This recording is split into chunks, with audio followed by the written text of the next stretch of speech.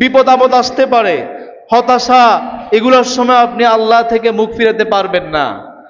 যখনই আপনার বিপদ আসবে, অনেকে বলতেছে আল্লাহ শুধু আমাকে দেখেনি, আর তো কাউকে দেখে না। আজরাইল কি শুধু আমার ঘরে ছিল নাকি? 1 মাসের মাথায় একজন মারা যাওয়ার পর 3 দিন পর আরেকজন মারা গেছে, তখন ব্যক্তি বলছে আল্লাহ তো মনে হয় শুধু আমাকেই দেখে আর কাউকে দেখে না। নাউজুবিল্লাহ পড়েন। এরকম কথা আছে না নাই? রাসূল কি করেছেন? বিপদ আপদ, হতাশা, এই সময় আপনি কি করবেন?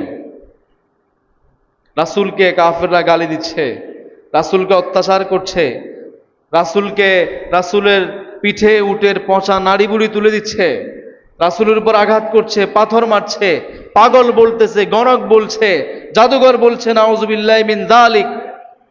এই যে একটা ভয়ঙ্কর অবস্থা সৃষ্টি হয়ে গিয়েছে, রাসূলের মনে কষ্ট আছে না নাই?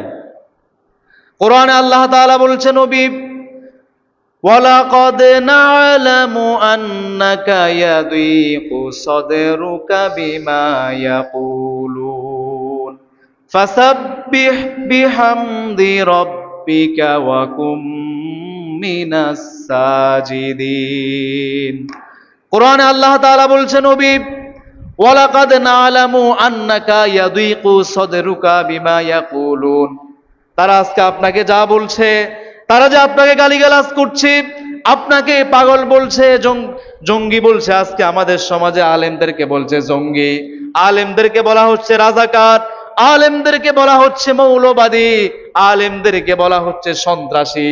এরকম কথা আছে না নাই? বলে কিনা? চিন্তা করার কিছুই নাই, এগুলো বলার কারণে মনে কষ্ট নেওয়ার কিছুই নাই। আল্লাহ বলছে এগুলো আমি জানি। অতএব আপনার কাজ কি হবে শুনেন, ফাসাব্বিহ বিহামদি রাব্বিকা ওয়া কুম মিনাস সাজিদিন। এই অবস্থায় আপনি 3টা কাজ করবেন। ফাসাব্বিহ বিহামদি রাব্বিকা, আপনি আপনার রবের তাসবিহ পাঠ করবেন, রবের প্রশংসা করবেন, ওয়া কুম মিনাস সাজিদিন, আর সিজদাকারীদের অন্তর্ভুক্ত হয়ে যাবেন।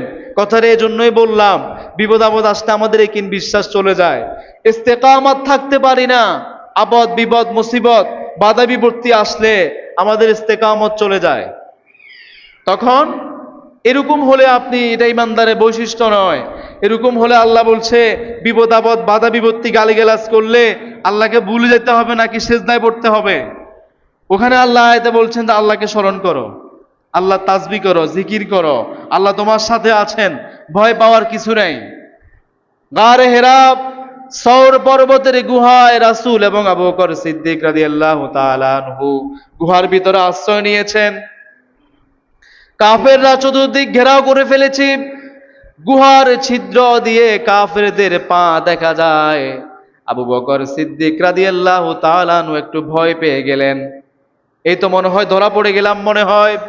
কোরআনে আল্লাহ তাআলা বলছেন, ইয হুমা ফিল গার ইয ইয়াকুলু লিসাহিবিহি লা তাহজান ইন্নাল্লাহা মা'ানা।